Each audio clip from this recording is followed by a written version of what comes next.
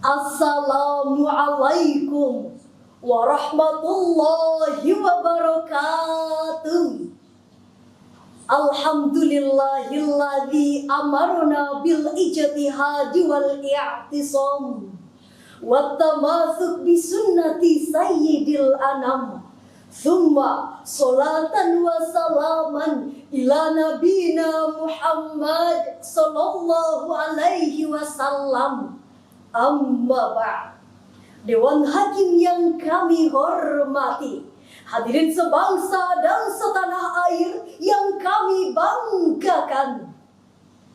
Dewasa ini bangsa telah mampu menciptakan kemajuan di berbagai bidang seperti teknologi informasi, transformasi komunikasi, dan digitalisasi di semua lini.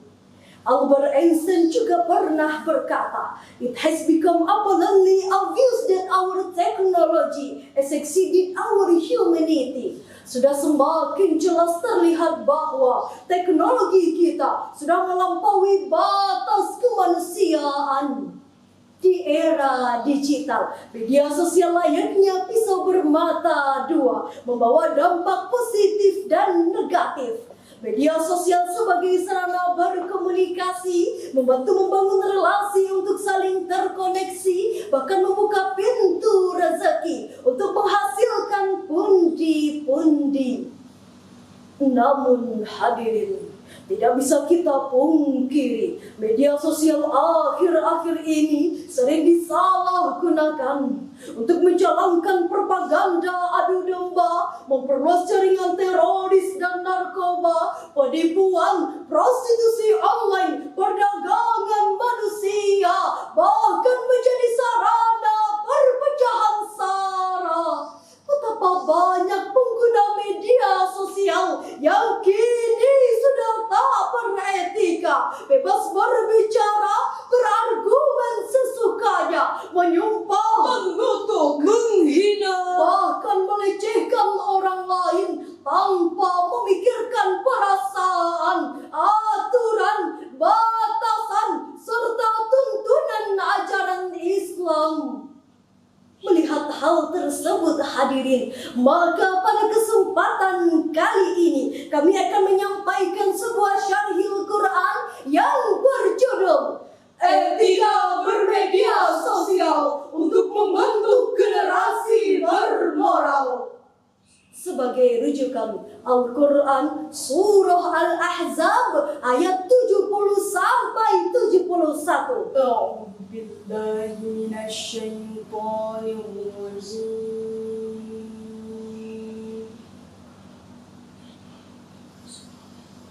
Bismillahirrahmanirrahim.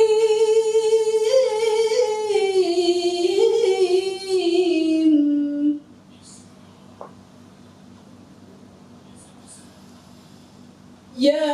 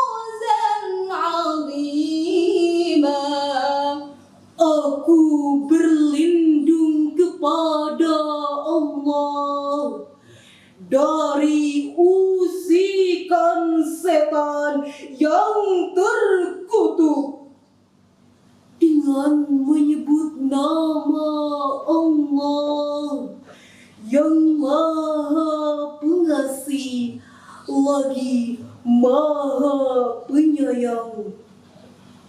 Wahai orang-orang yang beriman, Bertakwalah kepada Allah dan ucapkanlah perkataan yang benar. Niscaya Allah akan memperbaiki amal-amalmu dan menghapus dosa-dosamu. Dan barang siapa yang mentaati Allah dan Rasul-Nya, sesungguhnya ia telah mendapatkan kemenangan yang besar. Hadirin yang berbahagia, Syekh Al-Qurtubi dalam tafsir Al-Jami' li Ahkamil Quran juz 14 halaman 253 menjelaskan Qulu qawlan sadida ay umdan wa haqqan, perkataan yang benar maksudnya perkataan yang disengaja dan benar. Wa qawlu sadadu yu'ammul khairat, yaitu perkataan yang mengandung kebaikan. Hal serupa juga diungkapkan Syekh Fakhruddin Ar-Razi dalam Mafatihul Ghaib juz 25 halaman 186 menyatakan ammal af'al fal khair wa ammal aqwal fal haqq, perbuatan itu harus baik dan perkataan itu harus benar. Lalu hadirin, bagaimanakah perkataan yang benar? Sebagai jawabannya, Syekh Ibnu Katsir dalam tafsir Al-Quranul Azim juz 6 halaman 487 menyatakan qaulan sadida ay mustaqiman la wijaja fihi wa lam yurad, perkataan itu harus lurus, tidak mengandung kepalsuan dan penyimpangan. Ucapan dan tindakan harus sejalan, tidak berbohong dan tidak manipulasi. Timbul pertanyaan di benak kita, bagaimanakah era media sosial saat ini? Sebagaimana yang telah kita ketahui bersama, media sosial akhir-akhir ini mulai mengalami peralihan fungsi, bukan hanya sebagai tempat berkomunikasi, tetapi sebagai tempat meluapkan emosi. Cyberbullying, cybercrime, cyberhoax. Hoax tampil layaknya fakta, dikemas sedemikian rupa sehingga pembaca percaya dan terpedaya, lalu disebarkan ke jagat maya sehingga menebarlah kebohongan, muncullah ketakutan hingga memicu perpecahan, pertikaian dan pembunuhan. Pantaslah kalau Profesor Dr. Komarudin Hidayat, mantan Rektor UIN Syarif Hidayatullah Jakarta, sebagai Duta Anti Hoax Indonesia menyatakan, berita hoax sangat mengerikan yang membuat kegelisahan, menebar rasa benci dan ketakutan, bahkan bisa membunuh karakter karena berisi manipulasi dan kecurangan. Hadirin yang berbahagia, mari kita perhatikan betapa banyak saudara kita yang menjadi korban penipuan di media sosial. Mulai dari penipuan online shop yang menjual barang murah, tergiur investasi bodong hingga rugi miliaran rupiah, terlibat sindikat penjualan barang haram yang dilarang syariah, hingga menjadi buronan polisi yang marah-marah. Pada akhirnya harus beringkuk di dalam tahanan menggunakan baju oranye yang cerah. Na'udzubillah.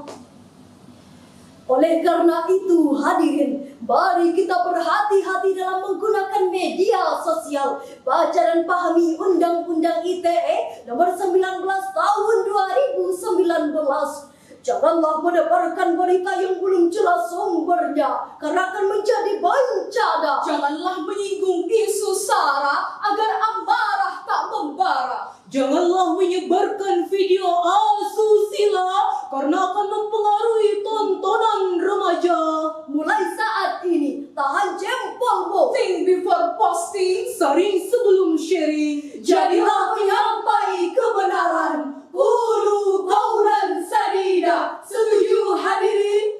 Syekh Al-Baghawi dalam Ma'alimut Tanzil fi Tafsiril Quran juz 3 halaman 68 menyatakan, yuslih lakum a'malakum ay yuwaffiquhum a'malus salihah. Allah akan memberikan taufik kepada yang berbuat kebaikan, wa yaghfir lakum dzunubakum, lalu Allah mengampuni dosanya dan dimasukkan ke dalam surga. Faqad faza fawzan Inilah kemenangan yang agung bagi orang yang bertakwa dan menjaga perkataannya. Hadirin yang berbahagia, bagaimanakah caranya agar kita terhindar dari berita hoax?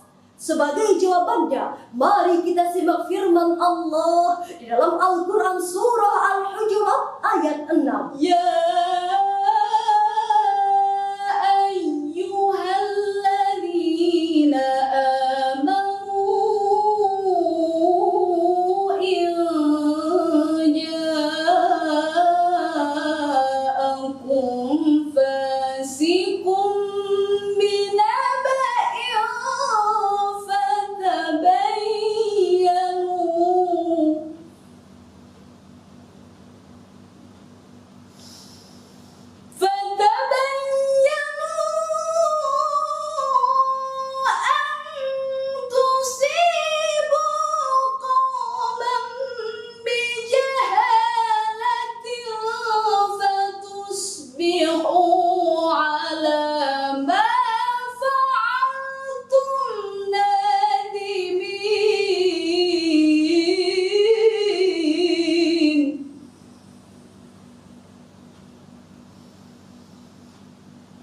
فتبينوا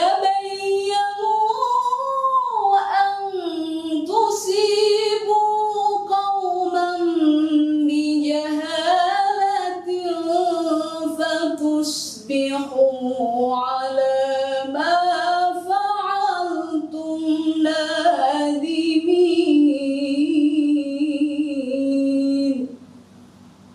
صدق Allahul Azim.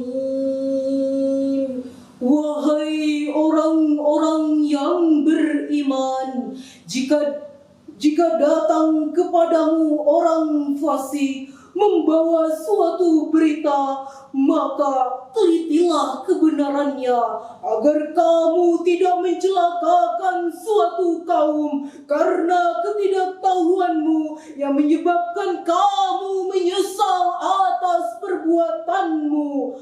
Maha benar Allah dan Maha Agung atas segala firman-Nya. Hadirin yang berbahagia, Syekh Al-Qurtubi dalam tafsir Al-Jami' li Ahkamil Quran juz 16 halaman 312 memaknai kata fasik dengan al-kadzab, pendusta. Selanjutnya kalimat binaba'in menurut Profesor Dr. Muhammad Quraisy Shihab dalam tafsir Al-Misbah volume 13 halaman 328 memaknai berita penting. Selanjutnya kalimat fatabayyanu min sahhatil khabar, buktikanlah kebenaran berita tersebut, carilah dengan sungguh-sungguh, jangan mempercayainya sebelum mengetahui kebenarannya.